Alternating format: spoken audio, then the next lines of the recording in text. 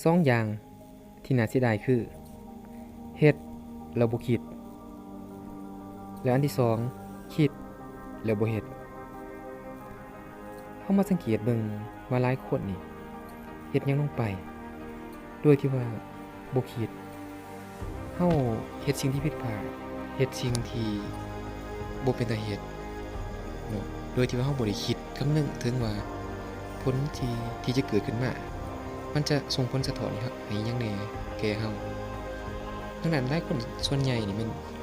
จะเฮ็ดไปก่อนเนาะแล้วมาคิดเสียใจนำหลังเนาะอันนี้เป็นสิ่งที่ผิดพลาดข้อทำอิฐเนาะดังนั้นอยากให้เฮาก่อนสิเฮ็ดหยังทำหยังนี่ให้คิดก่อนจังเฮ็ดคิดไตร่ตรองคิดไม่ในที่นี้หมายถึงการคิดไตร่ตรองให้ถี่ถ้วนเนาะจึงเฮ็ดลงไปว่าสิ่งที่เราจะเฮ็ดมันจะเกิดหยังให้แก่คนอื่นและบ่ไปทำร้ายคนอื่นและบ่ส่งผลสะท้อนหยังแก่เฮา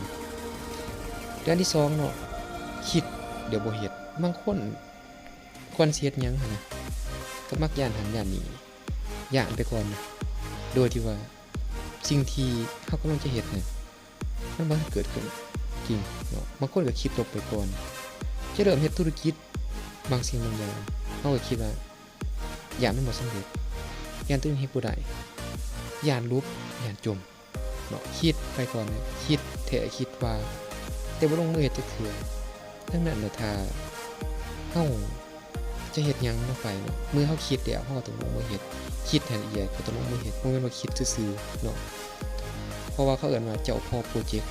เนาะเจ้าพ่อโพรเจกต์นี้โพรเจกต์เต็มหัวแต่ว่าบ่ลงมือจักเทื่อมันก็บ่มีความหมายดังนั้นน่ะเวลาเฮาคิดแล้วเฮาต้องลงมือทำลงมือปฏิบัติเนาะคิดให้ถี่ถ้วนแล้วก็เริ่มลุย เฮาอาจจะบ่ทันเก่ง